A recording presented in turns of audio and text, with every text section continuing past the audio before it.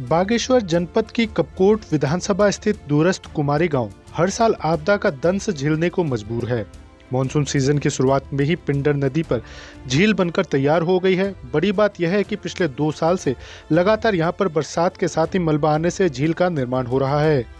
लेकिन संबंधित सिंचाई विभाग के जिम्मेदार अधिकारी केवल क्षेत्र का सर्वे कर अपनी जिम्मेदारियों से पल्ला झाड़ने का काम कर रहे हैं। हर साल झील कुमारी गांव के ग्रामीणों के लिए आफत का सबब बनती जा रही है, जिसके परमानेंट सॉल्यूशन की मांग के साथ विधायक कपकोट सुरेश गड़िया ने सचिवालय में दस्तक दी है।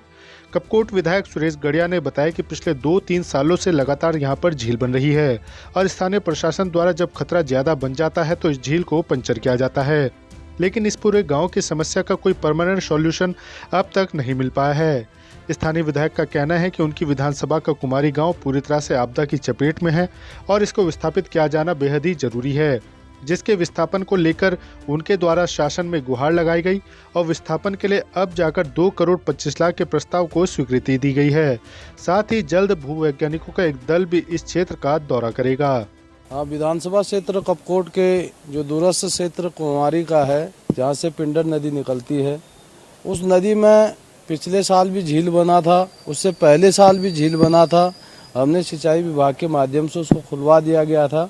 और आपने देखा होगा लंबे समय तक वो मलबा जो मिट्टी आ रही थी उस सिल्ट के कारण से, तो पिंडर नदी का जल भी जो है लगातार दूषित होते गया। तो इस बार भी झील बना है, तो इसलिए जिस तकनीकी के कारण से हमने पिछले बार उसको खोला था, तो उसी तकनीकी से हम इस बार भी प्रयास करेंगे। और जो हमारा कुमारी गांव है वो पूरा ही आपदा के चपेट में आकर वो गांव पूरा ही विस्थापित की स्थिति में है। तो इस बार हमने आज ही 2 करोड़ 24 लाख 73 हज़ार रुपया सैंक्शन किया है जो विस्थापित लोग हैं, और आने वाले दिनों में हम एक उच्च स्तरीय भूवैज्ञानिकों की एक टीम भेजने वाले हैं, जो माननीय मुख्यमंत्री जी के दिशा निर्देशन में मेरे विधानसभा के अंदर काम करने वाली है। तो मुझे यकीनी विश्वास है कि हम जिस उद्देश्य और लक्ष्य को लेकर चले हैं कि हमारे जो